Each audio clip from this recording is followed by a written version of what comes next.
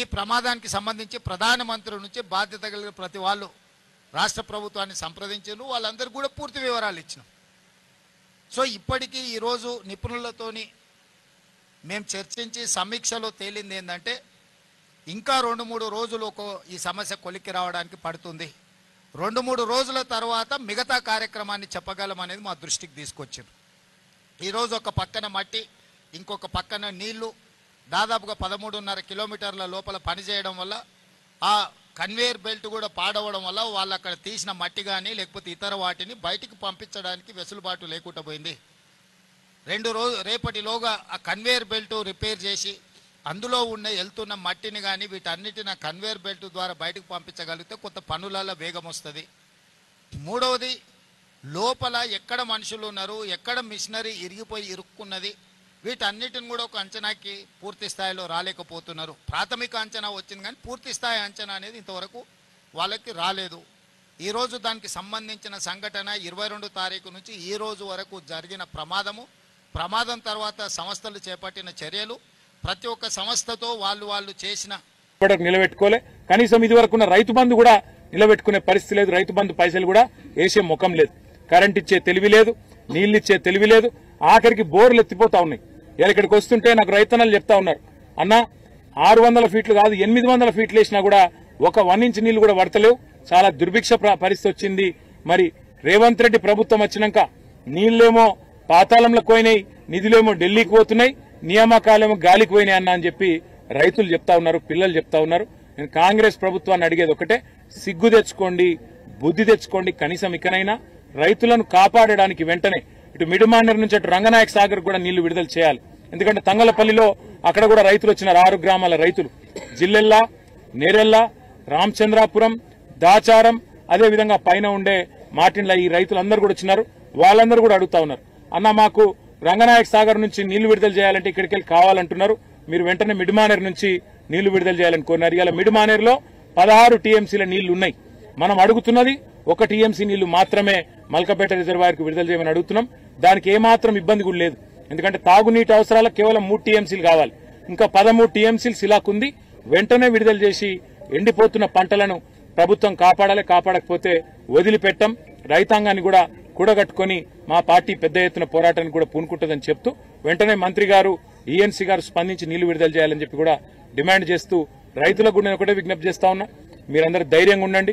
కేసీఆర్ గారు ఉన్నారు, మేమందరం ఉన్నాం. అసెంబ్లీలో కూడా ప్రభుత్వాన్ని వదిలిపెట్టాం, బయట కూడా వదిలిపెట్టాం. మీకు నీళ్లు ఇచ్చేదాకా కూడా ఎంబడబడతాం, వదిలిపెట్టాం. మీరు ధైర్యంగా ఉండాలి, గుండె ధైర్యంతో వ్యవసాయాన్ని కొనసాగించాలని చెప్పి కూడా తెలియజేస్తూ, మరి మా గిరిజన రైతులకు వాళ్ళ పొట్టలు కొట్టే విధంగా రేవంత్ రెడ్డి ప్రభుత్వం, రేవంత్ రెడ్డి ముఖ్యంగా పిచ్చి పనులు చేయవద్దని చెప్పి మళ్ళొకసారి విజ్ఞప్తి చేస్తూ, మరి నీళ్లు వెంటనే విడుదల చేయాలని డిమాండ్ చేస్తూ మీ అందరికీ కూడా ధన్యవాదాలు, నమస్కారాలు. పనులు ఈ రోజు వాళ్ళు ఉన్న పరిస్థితిని పూర్తి స్థాయిలో సమీక్ష చేసినాం.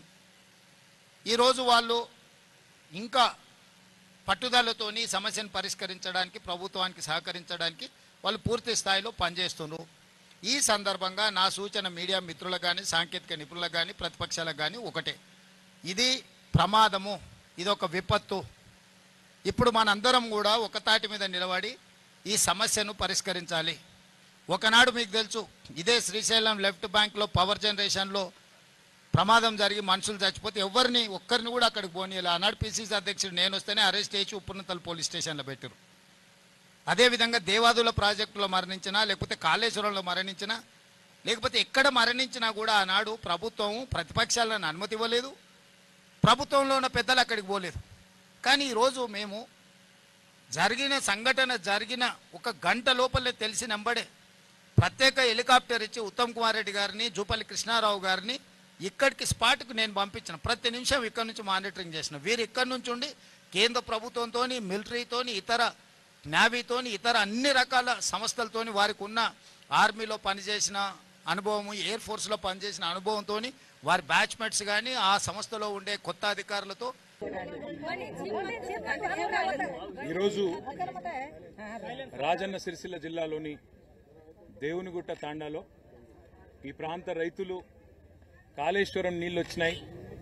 కేసీఆర్ గారు మరి దశాబ్దాలుగా, సంవత్సరాలుగా ఎదురు చూస్తున్న మా ప్రాంత ప్రజల, మా రైతుల కళ నెరవేర్చి కాళేశ్వరం నుంచి మాకు నీళ్లు తెచ్చిండు, మల్కపేట రిజర్వాయర్లో నీళ్లు పోసిండు, దాని నుంచి బ్రహ్మాండంగా ఈసారి నీళ్లు వస్తాయని చెప్పి చాలా ఆశతోని పంటలు వేసుకోవడమే కాదు, కొత్తగా దాదాపు 100-150 మోటార్లు కొనుక్కొని కాలువల మీద మోటార్లు పెట్టుకొని ఆ నీళ్లు వస్తే ఆ నీళ్లతోని సాగు అవుతుంది, మా జీవితాలు మళ్ళొక్కసారి మేము ఆశించిన విధంగా మంచిగా అవుతాయని చెప్పి బ్రహ్మాండంగా డిసెంబర్-జనవరి మాసంలోనే వరి పంట నాటేసింది.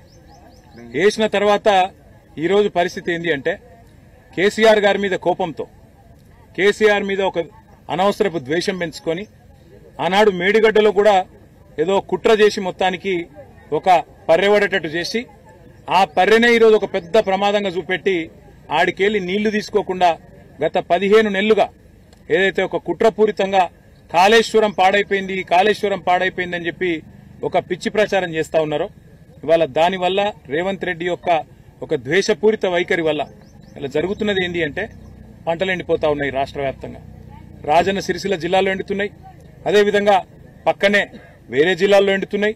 చివరికి కింద అక్కడ కాళేశ్వరం నీళ్లు ఏదైతే ఎస్ఆర్ఎస్పీ స్టేజ్ 2 కింద తుంగతుర్తి, సూర్యాపేట, కోదాడ దక్కపోతాయో అక్కడ కూడా ఎండుతా ఉన్నాయి.